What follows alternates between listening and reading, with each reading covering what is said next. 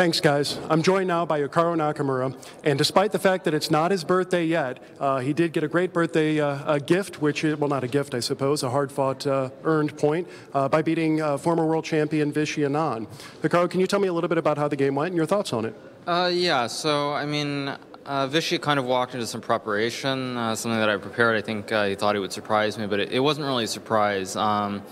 And really, there was a critical position, I think, around move 17 or move 18 after Vishy played b5, which I had not looked at before the game. And after he played b5, I went into long think, and I decided to play this rook bd1 move, which I think objectively is correct. And I suspect that probably it's always a little bit better, but it's not much better. But I think once Vishy allowed this b4 idea, and his queen got stuck on a4, I think it was always going to be quite difficult. There were always some practical difficulties, and eventually, I mean, he cracked because it's a very hard position to just kind of sit and do nothing. And I mean, it's kind of cruel that when he played this move g6, it basically was a losing move, so it allowed me to go h5 and then get a structure where the knight was always better than the bishop. So I mean, it certainly is nice to win, but of course it's a long tournament, so it's not that big of a deal.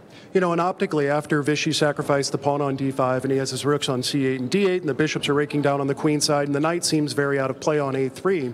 I'm assuming that obviously you had looked at that part of the opening preparation prior to that and decided that it was okay for white? I hadn't looked at b5, so no, I hadn't really looked at that. But nevertheless, it still was always a pawn, and especially with the strong pass pawn in the center of the pawn on d5, which can possibly go to d7 depending on the situation. There's always more than enough play for white. So I don't think it's really.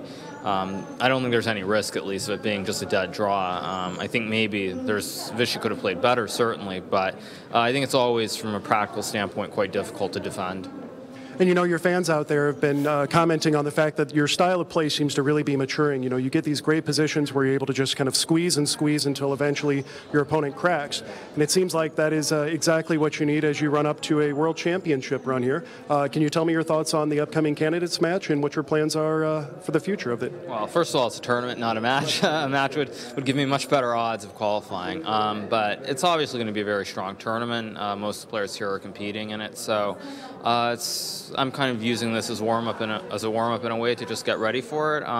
Again, everyone's very strong, so I'm just going to try and do my best, and we'll see what happens. Well, you heard it here first. Hikaru's plan is to play his best and see what happens. Back to you guys.